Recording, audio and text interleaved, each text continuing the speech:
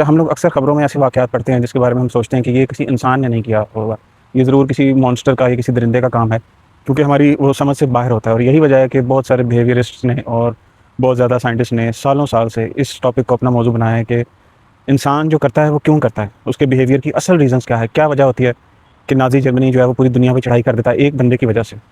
क्योंकि हिटलर के ब्रेन में कुछ ऐसी चीज़ थी कि उससे फिर आने वाले सालों में लाखों लोग मर जाते हैं। क्या वजह होती है फॉर एग्जांपल कि कोई फ़ौज अपने ही लोगों पे चढ़ाई कर देती है और उस फ़ौज के अंदर कोई भी इंसान जो है वो अपने सीनियर्स की बात को डिसोबे या नो नहीं करता ऑर्डर को। क्या रीज़न है? हालाँकि जब हम अखबार में पढ़ते हैं तो हम ये कहते हैं खुद से कि यार अगर मैं इस जगह हूँ तो मैं ये चीज़ कभी ना करूँ। तो अस वर्सेस देम का एक हमारे अंदर आ जाता है कि मैं तो ये नहीं कर सकता। लेकिन साइंसदान ऐसे नहीं सोचते जब तक वो रिसर्च ना कर लें।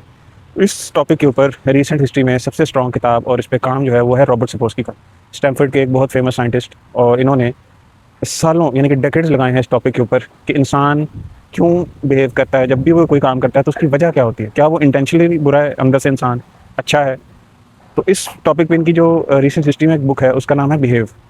और उसका वन लाइनर अगर मैंने आपको देना हो तो वो ये है कि इंसान जब भी कोई काम करता है तो उसके पीछे उसके दिमाग में चलने वाले केमिकल्स, उसके हज़ारों साल का हमारी हिस्ट्री का एवोल्यूशन, उसने दिन में क्या खाया, उसके साथ लोगों का रवैया कैसा था, उसको बचपन में उसके माँ बाप ने क्या कहा, ये सारी चीज़ें मैटर करती हैं। ये सबसे बड़ी एग्जांपल जो इस बुक में बहुत फेमस भी हुई वो है जजेस के बारे में। एक एक्सपेरिमेंट ने प्रूव किया कि जजेस जो हैं जो कोर्ट में बैठे हों,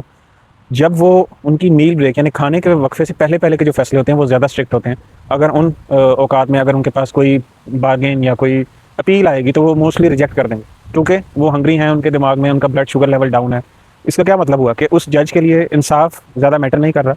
उसका ये डिपेंड कर रहा है कि उस वक्त उसकी ब्लड शुगर लेवल क्या है, उसकी भूख खत्म है, वो मूड किस मूड में है।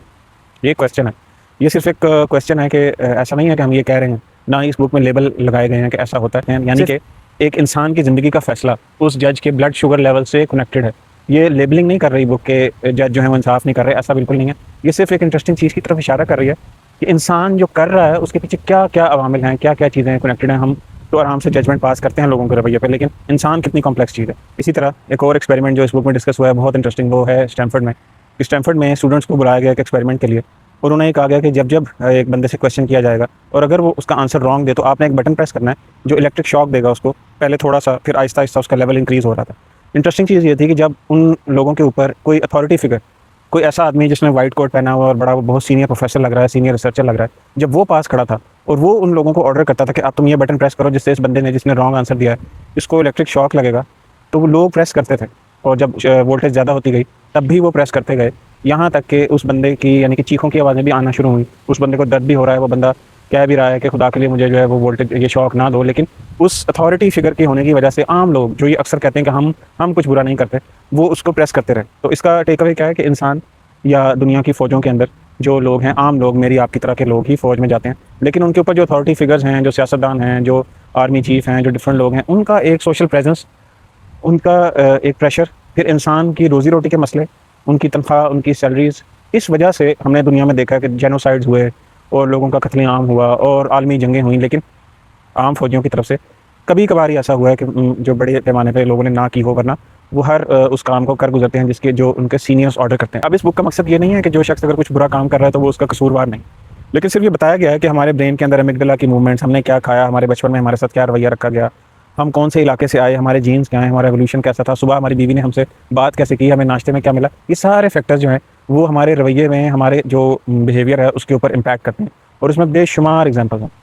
जो दी गई हैं कि किस तरह क्या वजह हुई कि एक स्कूल शूटर जो है वो सुबह उठा एक आम आदमी और उसने जाके एक एलिमेंट्री स्कूल में छोटे बच्चों को कत्ल कर दिया, जो कि हम पढ़ते हैं अमेरिका की स्कूल शूटिंग का जो मसला है उसके बारे में डिस्कशन हुई है। क्या रीजंस हैं, जो साइंटिस्ट हैं उन्होंने इन चीज़ों को ऐसे नहीं छोड़ दिया, उन्होंने उनके ऊपर डेकेड्स लगाए हैं रिसर्च करके, और इंतहाई फैसिनेटिंग चीज़ें इस बुक में डिस्कस हुई हैं। ये कोई बुक की समरी नहीं है कि मैंने इस बुक को कंप्लीट कर लिया और मैं आपको बस टेक अवे बता रहा हूँ, आपको ज़रूरत नहीं पढ़ने की, ऐसा नहीं है। ये बुक की सिर्फ एक मोटिवेशन के लिए एक ओवरव्यू कह लें, या कह लें कि ये बुक क्यों पढ़ी जाए, इस बुक में है क्या। अभी भी मैंने इसको कंप्लीट नहीं किया, ये तकरीबन 800 पेजेस लॉन्ग बुक है, लेकिन आज की दुनिया में जो इंसान जिस तरह के रवैये रख रहा है लोगों के साथ और हमें अपने आप को समझने में, ये बुक बहुत हेल्प करेगी।